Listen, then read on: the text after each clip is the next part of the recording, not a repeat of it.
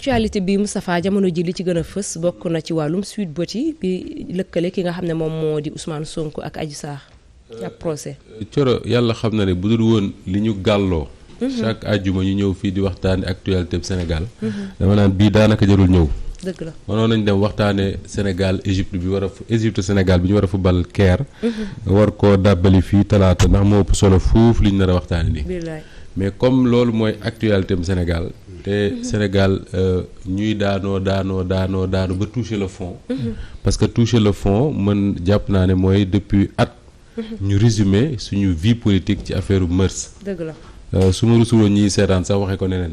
mais nañ ko jàpp muy affaire mœurs. depuis pratiquement 1 an wala lu ko jiitu. moom la politique yi di waxtaane moom la taskatu xibaar di waxtaane te bu ñu àggee ci réew ba affaire mœurs nekk arme politique c'est que réew moomu vraiment on commence à toucher le fond. te loolu je crois que li ñu koy wax bariwul il faut ñu koy insister. bërki démb dañ ciy waxtaan ci rajo bi ci affaire li ñu tudd ci Guy Marius Sagna ak yooyu. ku mel ne maam Biram Wàcc nga xam ne moom dafa am fulla trop. bokkut ak man.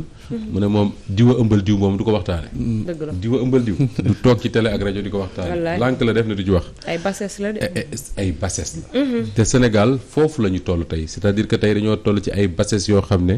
le principal opposant du président de la République c'est important nekk le principal opposant au président de la République. nekk le maire d'une des plus grandes villes du Sénégal muy Ziguinchor. fu ñu ko tuddee ci affaire mœurs la ñuy wax. muy lu doy waar ci réew. moo tax ma jàpp ne on a touché le fond. et que war nañ di bàyyi xel sax xale yi nga xam ne ñoom ñoo ci ñàkk seen bakkan. l'année dernière ñu war a toll ci fukk ak ñeent. dégg naa fii bërki dem Moustapha Diakhaté ne xale yooyu duñu ay martyrs parce que ci. lu ñàkk fayda lañu lu dul dëgg la ci lu dul dëgg la ñu ñàkkee seen bakkan ma jàpp ne wax ju garaaw la. parce que même bu fekkee ne da nga gëm ne lu dul dëgg la. wala xale yooyu dañ leen a manipuler jàppal na ñi ñàkk seen bakkan ñoom ñàkk nañ seen bakkan ba te dem nañ. te bi ñuy xeex bay ñàkk seen bakkan ci lu ñu gëm ñoom la ñu xeex ba ñàkk seen bakkan et que au moins on leur doit ce respect là. vraiment mais li am solo Coro moo di ne mbir moomu étape wala boog acte bi nga xam ne moom la ci àttekat bi posé semaine bi mooy déglu kii ñu tuddee Ndeye Khady Ndiaye. nga xam ne foofu la mbir ma ñu ne fa la xew muy Sweet Beauté moom moo ko moom. bi ñu ko dégloo bu ma doon résumé la ñu fa wax yëpp te boobu ba léegi maa ngi xool taskatu xibaar yi ak lañ ci àndi da nga koy résumé ci ñaari moo rek mooy dara beesul. dara beesul parce que ndaw si la mu doon wax ca nawetu daaw ba. ba ci nawetu ren bii moom lay wax soppiwu ci baat. xanaa kay bu fekkee ne am na lu ci dolli ñu mën koo tuddee lu yees. moo di ne nee nañ. tudd na ay tournée ñii tamit ñoo ko doon proposé nangam ci ay millions. ne yàq deru kii di Ousmane Sonko. mais li am solo rek moo di ne ndaw soosu malgré la puissance de l'argent. malgré la puissance d'un état. ak affaire bi coow li mu ànd yëpp ci réew mi. moom fa mu taxawoon fa la taxaw ba léegi. moo tax ma jàpp ne mën na jàpp ku nekk ci ñun. Moustapha arrièral waaw. ne yaa ngi dute xëy na ne. lii la demee goyal demee waaye ndaw si moom la muy wax lu mu gëm la. parce que jàpp naa ne di wax loo gëm mooy diggante daaw ba ren nga ne ci benn mot changé woo ko ci bu ko gëmul woon version yi dina changé. wallaahi waaw ay ak ni wax yomba yàqoo ci réew mi. mais ak ni wax yomba yàqoo ci réew mi. jéem nañ ko sax d'ailleurs. mais li am solo rek mooy man li mu waxoon ñu ne lii la wax ci PV gendarmerie yi. ñu ne après mu wax ci presse bi. ñu génne ko ñëpp gis ne lii la wax ci presse bi. tey mu taxawaat ci juge d'instruction waxaat génn. gis mu benn journal bu wax ne. Ndeye Khady waxoon ne lii ne biteel bii dafa couvert gi dafa verte. ëllëg mu ne couvert gi dafa xonq.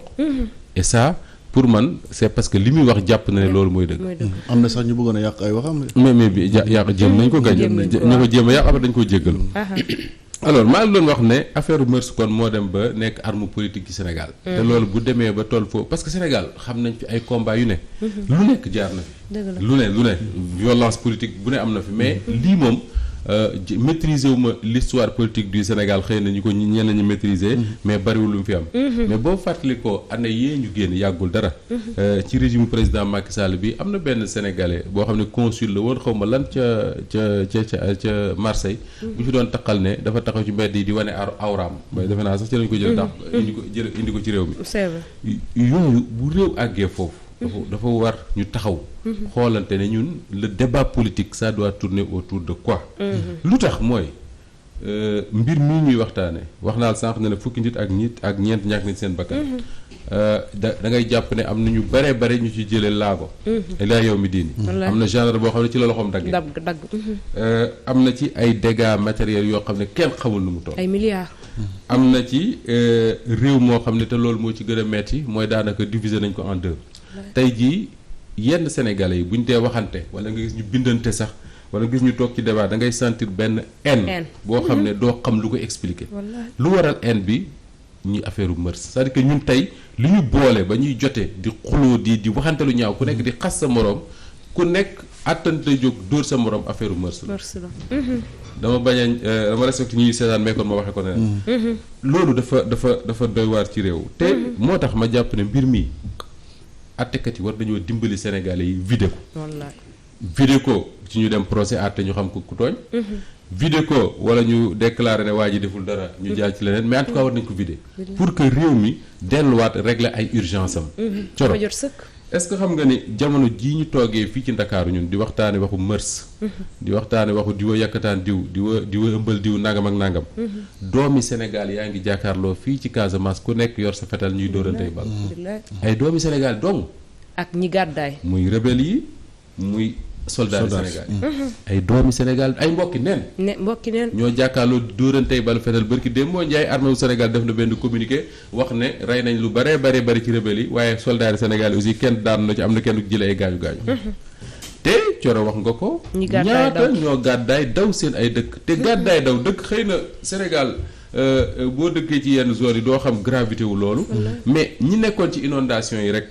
fii ci Ndakaaru ba tax ñu génn seen kër dem luye ji wala ñu dem abal leen wala ñu dëkk ci ay terrasse nañu imaginer ki nga xam ne moom ba biig ci guddi may wàcc fii ci Walfadjri 21h maa ngi jot message yu Khalilou Diémé may wax ne ñi ngi dégg ay tiir ci yenn zone yi ba nit ñi ngi commencé di daw imagine est-ce que yaa ngi imaginer un peu ñi nga xam ne dafa soxna si tëdd ak njabootam gu sew tëdd ba guddi mu dégg ay bali fetal wala ay ubbi di dal mu xam ne lii ci buntu këram la wala ci fenêtre am la mu obligé jël njaboot gi bàyyi lépp lu mu amoon daw est-ce que ñi ngi imaginer loolu pourtant bi loolu di am ñun fii ci Ndakaaru ñi ngi toog suñ télé ak suñu rajo yi di waxtaane affaire u mërs est-ce que xam nga ne di weerante ku nekk di xawi sa sutura moroom ku nekk di lëñbët sa ëyibu moroom pour toroxal ko c'est très grave est-ce que xam nga ne moment boobu noonu ñuy waxtaane yooyu suñu plateau télé yi ay entreprises yi nit Sénégal yoo xam ne bu ñu defa ndaag ci tëj la jëm naa ci lim la poste bërki démb Fatou mën na ko seede wala démb travailleur poste yi wax nañ ne poste mi ngi dee te nit ñaa ngi toog di seetaan te poste mi ngi dee nit ñi toog di seetaan xëy na yow ak Fatou ak man dañ naan concerné wuñ suñu new ci mais dañuy imaginer ne bis bu poste tëjee ay fukki chef de famille ak mère de famille ñoom ñooy ne ci mbedd mi te entreprise bu tëj dafay tekki xale yu seen jàng yàqu dafay tekki ay sëy yu tas dafay tekki famille yu ñu génne ci fañ luye woon dafay tekki ñu ne ci mbedd mi di taxawaal dëgg la war a wuti baat liggéey muy lu garaaw ñu ne état wu Sénégal def na ba 30 milliards mais 30 milliards réglé wul dara ci poste pendant ce temps là ñun les principaux ñiy wax ci télé ak rajo yi ñi ngi résumer le débat politique ci affaire u mërs est-ce que xam nga ne Excaf Télécom day tëj wala boog ci tëj la jëm. waaw sous peu de temps. te ñëpp xam nañ leen ko teg. Bamba Kassé bu Synpics mi ngi koy fàttali bërki démb ci conférence de presse bu mu doon def. ñu toog état wu Sénégal fait comme si ça l'intéressait pas. même ñun ñu ne ci médias yi sax duñu waxtaan ba tudd Excaf Télécom. te pourtant suñu ay confrères suñu ay xarit ñuy jàngandool suñu ay rak suñu ay mag ñoom ñoo fa nekk. ñoo xam ne tey ba Excaf tëjee ñu ne ci mbedd mi. wallaay bu la ci kenn nax. waxuma la nag chauffeur ya fay liggéey ak ñay baleek technicien yaak nangam ak nangam. wax nañ sax ne lu mat 500 personnes tey ñoo nar a dem chômage 500. juróomi téeméeri doomu aadama ay mères de famille en plus. te benn travailleur sénégalais boo wax ne dem na chômage na la jàpp ne am na fukki nit ñoo xam du ñaañ parce que mi ngi dundal au moins fukki nit. au moins. moment boobu. Sen'Eau. travailleurs yi ñu ngi yuux li ci gën a garaaw santé ñu ngi ci grève ñu ngi ci grève mais ñun Sénégal on fait comme si dara xewul ñii liggéey ci santé ñi ngi ci grève muy ñaari groupe syndicat yoo xam ne ñii départ nañ grève 72 heures ñii ne à partir du 30 mars dinañ départ grève 72 heures démb maa ngi seetaan ay images Ziguinchor ñoo xam ne ay insuffisant rénaux lañ jalis sax mënatuñ ko def ndax cher bu mbir mi cher nga xam ne ñooñu dañuy tëdd silence ci secret ci seen souffrance di xaar deemu ñoom ñu ngi doon alerter sax d'ailleurs. mais bien sûr mais ñun média wu Sénégal loolu intéressé wuñu du ñu waxtaane loolu ñun li ñuy waxtaane mooy affaire u mërs diw moo yàkkataan diw moo ëmbal diw moment boobu ñi ngi ci média yi maa ngi wax Excaf mais bul fàtte ne RTS ak Soleil APS ak yenn ci média privé yi comme yi ñu nekk dañ leen di perfuser pour ñu mën a taxaw buñ leen di bàyyi ñuy dee bu la ci kenn nax dañ leen di perfuser pour ñu mën a taxaw bu weer dee ñu fay salaire buñ leen di bàyyi ñuy dee mais loolu ça n'intéresse pas les journalistes sénégalais à commencer par man ci fii ak ay semaines Serigne yow mi xam àll bi dina commencé taw. waaw incha allah dina commencé taw. le monde rural ñëpp xam nañ ne diggante bi li ñu dencoon ci nu mu tudd sàq mi. diggante bi muy jeex ak diggante bi ñuy ji ba muy ñor ñu mën a yaakaar ak leneen. foofu la ñuy wax période de soudure. mooy période boo xam ne amuñu lu ñu dundee. day metti ci ñoom état wu Sénégal moo daan jël di yóbbu ne lu ñu dundee. est-ce que état bi ma nga ca xaw ma ci dara. mais li leer mooy dina am famille yoo xam ne bu dee ñaari fan sax dinañ toog xiif. mu fekk nawet bi passé demewuloon noonu sax fa. am ba ma ngo yokk ci loolu fekkee denc ñu waaw yokk ci loolu denc ñu dara parce que jaay lañ ba jaay liñ doon jiwee man xam naa dara parce que ay baykat bis bu ma bis wax na chaque jour Cheikh André moo ko su ma wàccee fii ñoom laay njëkk a jokkoo ñu lay wax ne dee leen wax ci ñun parce que ñun ñi ngi bëgg a dee ngeen ne foofu di wax affaire u mërs di wa yàkkataan diw mais Sénégal gii le président Macky Sall taxaw ne delloo si leen ma poste premier ministre en procédure d'urgence parce que dama war a nekk président Union africaine te su ma ko nekkee dootuma am jot trop ngir taxaw ci réew mi ba ñu dellu see poste bi léegi président Macky Sall taxaw fa mu taxaw lànk ne du nommé premier ministre te ay bés bu ne mu nommé ay nit de jël posé ay actes yoo xam ne premier ministre moo ko war a contresigner dafa war a signer premier ministre signer parce que premier ministre moom am na ndax delloos nañ ko fi mu lànk ne du ko nommé léegi li muy signer di ko nommé ban valeur la am moo jaaxal ñëpp mais loolu duñ ko waxtaanee amuñu premier ministre te moom moo ñu ne en procédure d'urgence la ko sox procédure d'urgence mooy comme malade bu jëm urgence na bar na gaaw bu jaaree fii ñëpp ay wàcc tali bi bàyyi mu dem wallaay moom loolu la ñu wax ñu jox ko ne ko aywa jëlal boobu ba léegi mu bañ a du ko nommer te teg ko fenn fu dul politique politique dong la ko teg amul beneen explication bu mu war a def moment bii ma lay wax ne ñu war a boucler ce dossier là ci ni mu gën a gaaw a jaar ci leneen mooy ñi ngi nekk à quelques semaines des élections législatives coowal parrainage am na ba bërki démb ñu jàpp ñoom Dame Mbodj ak ñoom Guy Marius Sagna ci li ma dégg alkaati yi bàyyi bu gudd ñu daw ak ñoom ba ci àll ba ñu bàyyi leen fa loolu moom mooy scandale loolu ñu làpp leen bañ nooy scandale a ngi noonu boo xam ne alkaati yi ko def dañ leen war a jaarale ci yoon parce que détenu bu mu mënti doon nit boo ko jàppee ba koy libéré dafa am condition yoo ko war a libéré sécurité am da nga ko war a assuré ba mu ñibbi këram nga dem ba ci àll ba nga sànni ko fa Dame Mbodj nee na man la njëkk a wàcce côté Cyprès lañ ma wàcce xaw ma ne ko am nga chance yow am na ñoo xam ñu ngi leen wàcce ci corniche ci Guédiawaye am ñoo xam ñu ngi leen wàcce nee nañ ci yoonu Thiès ba jam ñaajo waaye léegi bu leen dara fekkoon foofu rey leen nan la ñuy wax moom kay duñu indiwaat réew mi beneen coow ñoom ñooy responsable konoon mais c'est les premiers responsables mais non seulement ils sont dañoo war a mais dañu indi réew beneen coow imagine loolu kenn ci ñooñu rek ñàkk bakkanam dans ces conditions là ban coow la ñu indilaat réew mi sëriñ nañu delloo si xel yi parce que tension bi ñu nekk nii cette affaire là ñu ne ñi ngi koy traîner depuis 1 an suñu demee élection législative ak coowal parrainage yi nga xam ne CEDEAO moo taxaw ne seen parrainage bi baaxul dindi leen ko état wu Sénégal lànk na du ko dindi dans ces conditions là bu ñu ci demee élection législative bu ñu deful ndànk dinañ fi indi benn tension électorale boo xam ne Sénégal mën na éviter loolu war na éviter loolu ndax li ko waral mooy àdduna bi ñu nekk nii dafa nekk àdduna boo xam ne tàng na genn tàng goo xam ne réew mu ci am xel tuuti di nga calmer say population organiser un dialogue pour ñu ànd nekk benn pour faire face li nga xam ne mi ngi ñëw te dina yegg si par force kenn mënu ci dara xanaa yàlla parce que président Emmanuel Macron bu France wax na bërki démb ñëpp di dégg mu ne crise Ukraine bi li ko ci gën a tiital mooy dina installer une famine en Afrique dëgg wér on fait comme si ça nous intéressait pas. ñun ñu ngi ne fii di wax ci affaire diwa yàkkataan diw ëmbal diw. lu ñu doy en fait crise Ukraine bi mooy li nga wax rek déjà Moustapha bu ñu xoolee ne yenn station yi rek essence commencé na fa manqué. déjà ñun ñu ngi am problème production te je pense que ne ñun Afrique waroon nañu mën a bañ a toll. ci Ukraine dañuy wala yeneen pays européens yi dañuy produire ay blé pour ñu mën a defar suñu bopp li nga xamante ne mooy mburu bi. déjà loolu tamit dina affecté ci secteur boobu mais ñu ngi ko bàyyi noonu te yoo xamante ne instant bi moom la ñu war a gën a appesantir mais comme ni nga ko waxee di appesantir ci yenn sujet yoo xam ne terre à terre la. mooy li nga wax yenn mœurs yi ay affaire nit viol ëmb na genre.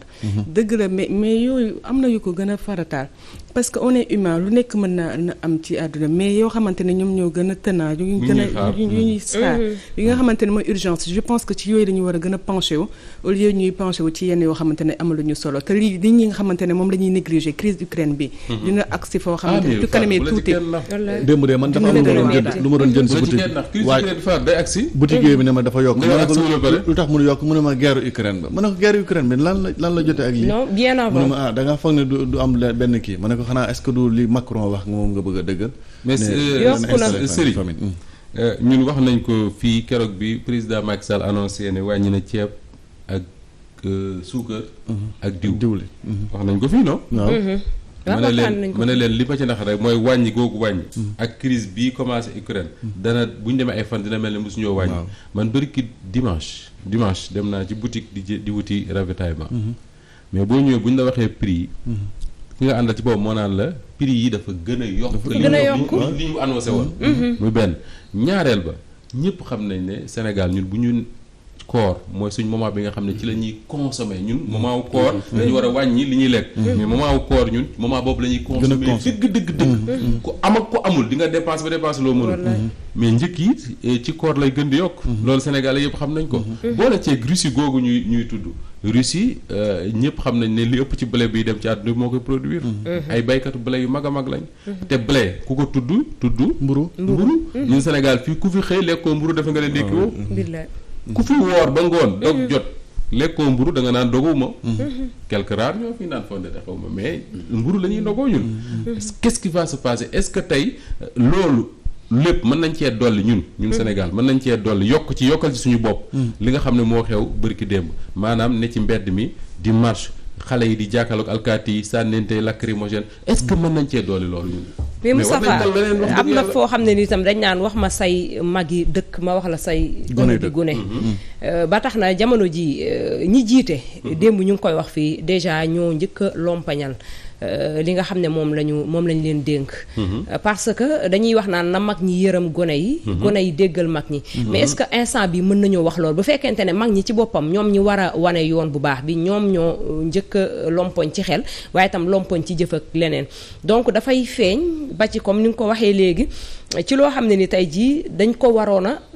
waruloo nekk sax loo xam ne débat public lay nekk ba ñu koy ndax ci sutura ak taarixu Sénégal histoire bi nga xam ne ni Sénégal xam nañ ko ci sutura ak leneen waru woon nekk loo xam ne dañ koy waxtaane ci vie publique bi donc su ñëwee nag tey jii ba sunu waay politique yi nga xam ne ñoom la ñuy wóolu di leen dénk tey sunu alalu réew ak leneen tey jii ñoom ñooy nekk ci yooyu débat donc ana xale yi tey ji ñoom tam fan la ñuy jëm xam nga Coro bu ñu nekkoon ci réew moo xam ni nga ko waxee ñi jiitu dañuy joxe exemple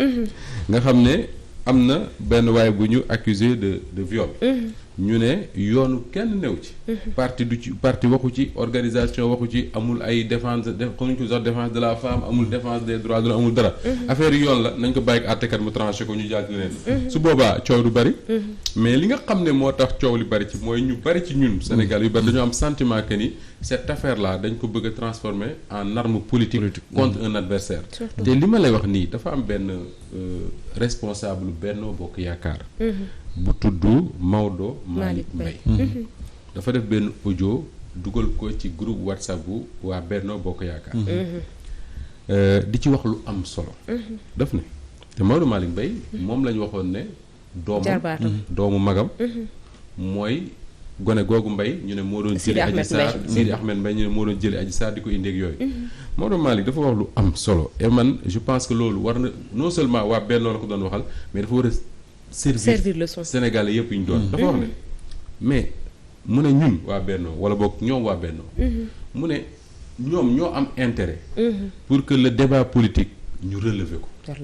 di wax ci li fi président Macky Sall def. di wax ci yan projet la am ci réew mi d'ici nangami at. mu ne bu fekkee ne débat bi ñoom fexe nañ ba ñu installé ko ci loolu ñoom du ñu rus. dëgg la parce que nag coro mu neex la mu naqari la tey président Macky Sall buñ doon lim bilan mën na taxaw ne maa fi def nangam. bien sûr am na lu mu wax. mu ne leen mais ñun waa bennoo yi ñu doon mu ne ñun defuñu loolu ñu bàyyi fi loolu. ñu bëgg a résumer suñu débat politique ci wàllu sexe. ci wàllu mœurs. mu ne leen loolu le résultat bi muy jur mooy lan ñoom waa bennoo boo mooy wax ba léegi moom Maodo Malick mu ne ki nga xam ne moom lañ jàpp ne mooy suñu principal opposant nga xam ne dañ jàpp ne mooy opposant bi gën a radical contre le régime de Macky Sall. mu ne kooku lañ accusé de viol. mu ne ñun waa bennoo ñu jël wax jooju. di ko wëlbati fa nañu yóbbu ko fa naan waa ji bu ko kenn wooteel il ne mérite pas notre confiance parce que dafa siif jigéen nangam ak nangam. mu ne waa jooju dem ci dëkk bi nga xam ne fa la état wu Sénégal ëpp lu mu def investissement muy Ziguinchor. mu gañe leen fa. te gañe leen fa gañe bu doy waar. muy benn mu ne leen ñaareel bi ñun waa bennoo élection jub à Dakar ñooy dañuy fal maire Dakar. Barthélémy Dias taxaw Abdoulaye Diouf Sarr taxaw mu ne leen au lieu que ñun ñu wax ci programme ñu passé campagne bi yëpp naan Barthélémy Dias mii mërum nekk maire Dakar parce que reykatu nit la parce que nangam ak nangam dem sax ba ñenn ñi di remettre en cause ses origines. mu ne Barthélémy Dias moomu non seulement gagné na leen mais dafa leen a dépassé 95 000 voix. 95 000 voix am na ci communes yoo xam ne Sénégal mën nga cee dajale fukk duñ ko mat. fukk ci ay communes fii ci Sénégal duñ mat 95 000 voix. cela veut dire quoi que ni yow. électeurs yi nga xam ne ñoom nga doon bëgg a jaxase ak Fatou ba naan leen Fatou nii la mel ñoom bàyyi nañ fa sa wax joobu yëpp ni malgré tout Fatou moo ñu doy. moo tax ma jàpp ne le débat politique dañ ko war a déplacer fi ñu teg curseur bi actuellement moo ci curseur affaire mœurs affaire sexe affaire waxante lu bon il faut curseur boobu déplacer wu dem ci leneen loo xam ne moo ëppal réew mi njëriñ. mooy maanaam. crise ukrainienne bee di ñëw su accès ci réew mi ban taxawaay moo ci war a nekk état wu Sénégal mais ban taxawaay moo ci war a nekk les Sénégalais en général. nawet bii ñu jëm su melee nii wala mu mel ne lan mooy solution bi. école bii xale yi war a def examen bientôt te jànguñu dara. lan lañ ci war a taxawee. suñu santé bii nga xam ne ñi ngi grève nan lañ war a def pour arrêter ko extra. ces grandes questions là moo war a interpeller l'état du Sénégal interpeller nu ñu koy waxee. Comment ça s'appelle l'opposition interpeller les médias mais malheureusement ñun on est tombé dans le piège du buzz qui fait que tey wax ci affaire mœurs wax ci affaire sexe moo ñu gën a intéressé. mooy ni ko Moustapha Thioro un présumé criminel un présumé violeur ñoom ñoo occupé ville stratégique yi ci Sénégal instant bi donc ba pare ñu leen di nekk seen gannaaw ne dañoo def dara te jusqu'à présent gisuñu dara te lan mooy problème bi instant bi Moustapha lan la ñuy xaar pour procès. Déjà avocat wu ñi nga xamante ne moom mooy l'accusatrice nee nañ am nañ ay preuves. pour wane ne déjà ne c'est un viol donc qu'est-ce qu'ils attendent. pour ñu dem procès. bu fekkee ne comme ni ñu wax aussi c'est un farouche opposant Ousmane Sonko bu fekkee ne kon am nañ yenn preuves yi ci moom comme lan la ñuy war a xaar je pense que ñoom ñoo war a gën a yàqamti ñu incarcérer ko. donc lan la qu'est-ce qui se passe yaa ngi sous roche parce que tout le monde se pose la question actuellement que nga àndal côté Ousmane Sonko wala nga àndal côté Adji Sarr mais lan la qu'est-ce qui se passe exactement. est-ce que ñoom ñoo yóbbu débat bi aussi foofu. puisque bu fekkonte ne affaire de comme ni ñu ko wax sàkkuteef rek la. benn xale bu jigéen moo génn waaye ki mu ko jiiñ opposant la bu radical bu président de la République mais su fekkonte ne ñi ci topp ñëpp après toppuñu ci côté avocat côté ña koy jëlal parole ñeneen ak ñeneen est-ce que du ñoom ñoo détourner débat bi waaye tam ñoom ñoo détourner mbir mi ak na mu tëddee. affaire bi il faut quand même dire que ni mënul banal. lu tax mënul banal mooy du Moustapha Diop lañ accusé de viol. dañu accusé de viol le principal opposant au régime en place. donc loolu mënul banal. ba pare nekkoon troisième ci élection présidentielle. donc loolu warul banal. mais bu ma nee warul banal mooy warul banal ci l'opinion warul banal ci ñun ñuy wax mais àttekat bi nga xam ne moo yor dossier wala enquêteur boo def enquête ba moom lu war a banal la ci moom parce que moom yoonam nekkul ci kii mooy kii mooy kii ñaari sénégalais lañ ko tegal il travaille sur des faits te travailler sur des faits yooyu ba ko capitaine Touré di def su fekkoon ne dañu respecté woon dañ ko doon defee bàyyi ko mu yegg peut-être mën nañu bañ agsi fii mais fii la ñu gisee waaye ku démarré ab enquête ba ci biir finalement mu mujj di daw di làqatoog nu ñu koy waxee sax di def ay texte ci kii beeg yooyu pourquoi parce que dafa amoon sentiment ne il subit une pression boo xam ne jaru ko même pour jël waa ji jóge këram dem ñu auditionné ko à la gendarmerie gis nga li mu jur ci réew mi tout ça fait que on a déplacé l'affaire ci benn affaire de viol qui oppose deux Sénégalais yoo xam ne bu ñu tuddoon neneen xëy na ñu tranché ko rapidement à une affaire boo xam ne ça concerne tout le monde finalement parce que c'est devenu une affaire politique loolu mooy li am mu neex mu naqari loolu mooy li am une affaire politique kan moo ko politiser àttekat yi moom moo koy wax mais li am solo mooy pour man mooy du avocat bi du Ousmane Sonko du Adji Sarr du presse bi ñoom ñooy wax ne nañu dem procès jour tel kenn moo koy décider mooy le juge d'instruction moom moo yore son dossier moom mooy def enquête am su defee enquête am ba pare xool ne lii kat jar nañu dem procès mu ne ay nañ dem procès su fekkee jarul ñu dem procès mu ne ñen jàll ci leneen mais c'est le plus important il faut que le droit soit dit. Moustapha léegi da nga wax léegi ci vidéo ci audio Maodo Malick Mbaye bi am nañu xalaat man sax ci laa bokk ne peut-être la ko def pour refaire son image parce que moom tuddoon nañ ko ci dès le début de l'affaire